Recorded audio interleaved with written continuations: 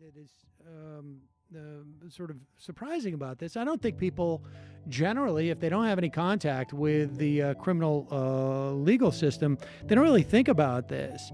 But it never occurred to me that there was a legal right to turn a profit on bail.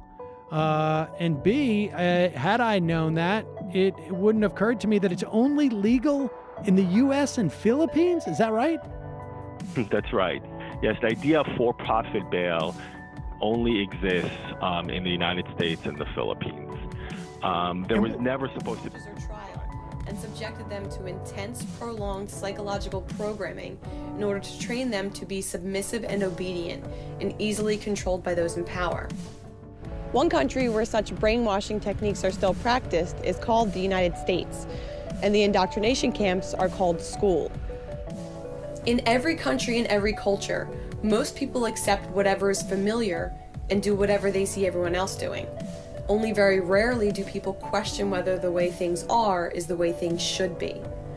For millennia, slavery was assumed to be natural and proper, physical abuse of women was socially accepted, and it was expected for churches to use torture and violence to spread their beliefs. Thankfully, in much of the world, oppression based on race, religion, or gender has decreased dramatically. But there is still one group of people that is subjected to oppression with the approval of the majority, namely children. In the Western world, most people accept school as we know it, as a legitimate and necessary institution. Every year, many millions of parents surrender their young children into the custody of institutions to undergo intense behavioral training. The practice is commonplace and familiar, but take a moment to consider the situation objectively. In the name of compulsory education, a young child is taken away from his family and friends and put in an institution, in many cases a government-run institution, where he is under the constant surveillance and control of authority figures who are often complete strangers. The child is forced to give up his freedom and privacy and give up control of his own time and energy. While being assimilated into a strictly scheduled and regimented program, the child quickly learns that there are two distinct classes of people, controllers and subjects, and that he is a subject. He learns that his worth and his goodness are measured and graded primarily by how well he follows orders. He learns that he must go where he is told to go and do what he is told to do, and that it is never his place to challenge or question the rules imposed upon him. He is put into a group, often a group of strangers, and forced to conform with the crowd in word and deed.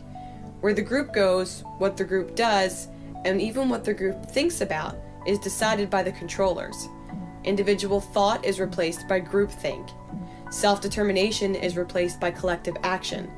Not collective action resulting from individuals voluntarily choosing to work together for some common goal, but collective action resulting from an authoritarian institution forcing its agenda onto subjects who have no choice in the matter.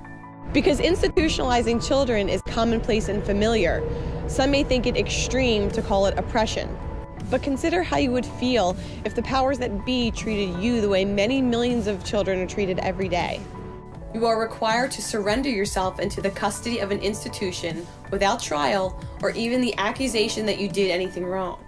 While in school, you can be punished without proof that you did anything wrong, and whole groups can be punished for what one individual has done.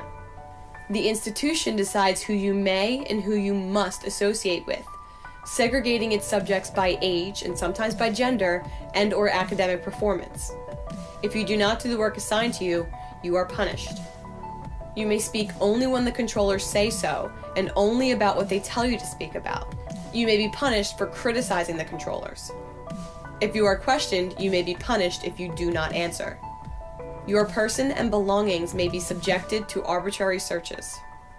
It cannot help but have an impact on one's view of the world and one's sense of right and wrong for someone to spend his most formative years essentially being incarcerated. If that term sounds extreme, consider a few of the ways in which school resembles prison. In the name of law, you are confined to a building for a period of time, along with many other inmates. Whether it's called a prison count or taking attendance, you are regularly counted to make sure no inmate is missing. If one is, government agents may try to find the escapee and bring him in. Even on the inside, where you can be and when, is strictly regimented. Loud bells tell you when you must move to somewhere else. For a little time each day, you're allowed to go out to the prison yard for recess. But of course, you're still not allowed to leave the grounds. If you misbehave, you will be put in special housing or detention. And inmates often spend time watching the clock, eagerly awaiting the time when they are set free. Being stuck in such conditions day after day with no means of escape often leads to frustration, depression, even violence.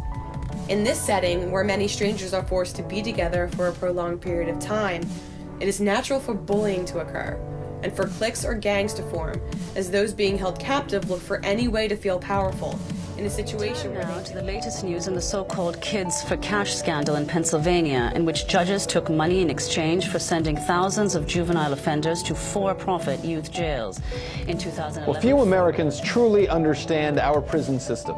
Even fewer realize that within the walls of prisons across America, an entire workforce has been developed, one that works for third world wages and actually accrues massive amounts of debt that can send someone back to prison even if they've served their time. Earlier this week, I spoke with author and journalist Chris Hedges, and I began by asking him to give me a basic understanding of some of these misconceptions that we have about America's prison complex. We have 25% of the world's prison population, 5% of the world's population. So prisoners under the 13th Amendment essentially work as in a form of neo-slavery for about $1.30 a day. We are seeing huge numbers of for-profit corporations from Chevron to Victoria's Secret to Target to Hewlett-Packard use or exploit prison labor. We have seen private corporations now become predatory within prison walls, phone companies charging 15 cents a minute, forcing you to prepay your plans with very high surcharges. You pay $10, you got to pay $3 to the phone company. The privatization of commissaries where prices have risen.